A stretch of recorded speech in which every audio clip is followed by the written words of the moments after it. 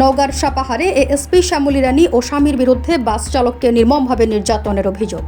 বিনা ticket নিয়ে তর্কের জোরে সার্কেল অফিসে ডেকে নিয়ে এস পাইপ দিয়ে বেধড়ক মারধর। রাজশাহী মেডিকেলে আহত চালক, সড়ক পরিবহন নেতাদের হরতালের হুঁশিয়ারি। বিস্তারিত দেখুন রাজশাহী থেকে নাসির উদ্দিন হায়দারের পাঠানো প্রতিবেদনে। নওগাঁর সাপাহারে ক্ষমতার অপব্যবহার করে এক বাস চালককে আটকে রেখে অমানবিক নির্যাতনের অভিযোগ উঠেছে সাপাহার সার্কেলের সহকারী পুলিশ সুপার শ্যামলী রানী বর্মন ও তার স্বামী জয়ন্ত বর্মনের বিরুদ্ধে। গুরুতর আহত অবস্থায় ভুক্তভোগী চালক বাদল বর্তমানে রাজশাহী মেডিকেল কলেজ হাসপাতালে চিকিৎসাধীন। ঘটনাটি ঘিরে সাপাহার সহ আশেপাশের এলাকায় তীব্র উত্তেজনা বিরাজ করছে। স্থানীয়রা জানায়, গত 4 জানুয়ারি সকাল 9:30টার দিকে সাপাহার থেকে রাজশাহীর উদ্দেশ্যে ছেড়ে যাওয়া রাজশাহী সড়ক পরিবহন গ্রুপের হিমাচল ঢাকা মেট্রো গ 1-2-4-4-4-9 বাসে বিনা টিকিটে ওঠেন এএসপি শ্যামলী রানী বর্মনের স্বামী ও কলেজ শিক্ষক জয়ন্ত বর্মন। সিট না থাকায় টিকিটধারী যাত্রীকে বসতে দেওয়ার অনুরোধ করলে বাসের সুপারভাইজার সিয়ামের সঙ্গে তার তর্ক শুরু হয়। এক পর্যায়ে জয়ন্ত বর্মন স্ত্রীর পুলিশ পরিচয় ব্যবহার করে চালক ও সুপারভাইজারকে হুমকি দেন বলে যাত্রীদের অভিযোগ। প্রত্যক্ষদর্শীরা জানান, দীঘার মোড় থেকে ধানসুরার মোড় পর্যন্ত চলা এই উত্তেজনার মধ্যে জয়ন্ত বর্মন অকথ্য ভাষায় গালিগালাজ করেন এবং বারবার দেখে নেওয়ার হুমকি দেন। বাসে থাকা এক যাত্রী বলেন, ক্ষমতার পরিচয় দিয়ে যেভাবে হুমকি দেওয়া হয়েছে তা শাস্তিযোগ্য অপরাধ বলেই মনে হয়েছে।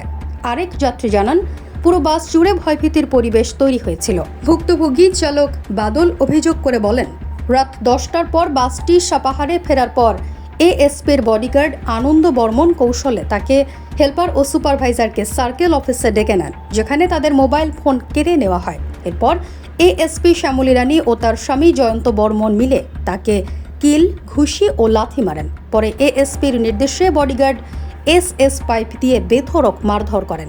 এক পর্যায়ে তিনি জ্ঞান হারিয়ে ফেলেন। পরে চিকিৎসা নিতে গেলে পা ভেঙে দেওয়ার হুমকিও দেওয়া হয় বলে তার দাবি। শ্যামলী রানী ওনার বডিগার্ড আমাকে নিয়ে যায়। শ্যামলী রানীর বডিগার্ড আমাকে তার সাপার থেকে 0 পয়েন্ট থেকে নিয়ে গাড়ির থেকে নামার সাথে সাথে নিয়ে যায়, আমাকে তুলে সার্কেল অফিসে আমাকে নিয়ে যে গরু পিটানোর মতন পিটিয়েছে এস পাইপ দিয়ে। ওনার স্বামী লাথি, ঘুষি, শ্যামলী রানীর থাপড়ি, চর আমাকে এইভাবে টর্চারিং করেছে খুব। আমি আর বিচার চাই।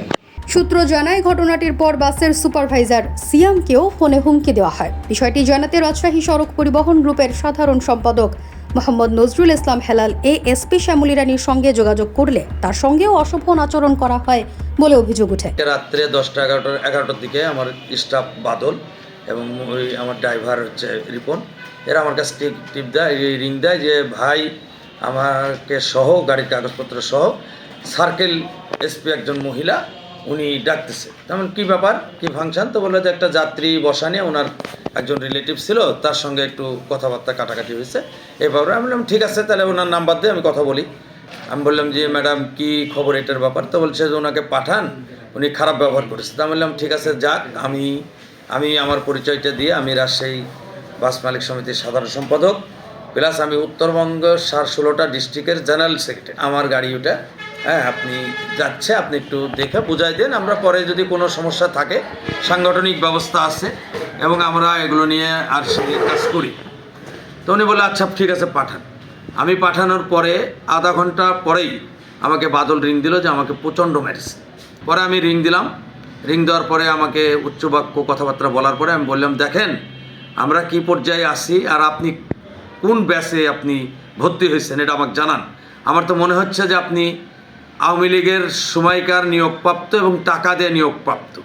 তখন উনি আমার পরে রাগান্বিত হয়ে বললো যে আমি আপনাকে যে কোনোভাবে ব্যবস্থা নিতে পারি। আমি স্থানীয়ভাবে এএসপি শ্যামলী রানী বর্মন 38তম বিসিএস ক্যাডার এবং সাবেক খাদ্যমন্ত্রী সাধন মজুমদারের ঘনিষ্ঠ হিসেবে পরিচিত। তার স্বামী জয়ন্ত বর্মন একজন কলেজ শিক্ষক। এসব তথ্য সামনে আসার পর সড়ক পরিবহন শ্রমিক ও মালিকদের মধ্যে ক্ষোভ ছড়িয়ে পড়ে। রাজশাহী সড়ক পরিবহন গ্রুপের সাধারণ সম্পাদক নজরুল ইসলাম হেলাল বলেন, দোষীদের বিরুদ্ধে দ্রুত আইনানুগ ব্যবস্থা না নেওয়া হলে হরতাল সহ কঠোর কর্মসূচি দেওয়া হবে। পরিবহন নেতারা দাবি করেছেন, এই ঘটনার দৃষ্টান্তমূলক শাস্তি না হলে সড়কে কঠোর আন্দোলন গড়ে তোলা হবে। তো আমি ওনার বিচার চাচ্ছি এবং না হওয়া পর্যন্ত পুরো 16 ডিস্ট্রিক্ট আমি বন্ধ করে দেওয়ার একটা পরিকল্পনা আমি করতেছি এবং আমি ডিআইজি স্যারকে জানাবো এই ধরনের অফিসার আমাদের এখন বর্তমানে দরকার নাই। ঘটনাটি এখনও তদন্তাধীন থাকলেও স্থানীয়দের মতে নিরপেক্ষ তদন্তের মাধ্যমে সত্য উদ্ঘাটন ও দোষীদের জবাবদিহি নিশ্চিত করাই এখন প্রশাসনের জন্য বড় চ্যালেঞ্জ। ডেস্ক নিউজ, অগ্রযাত্রা প্রতিদিন।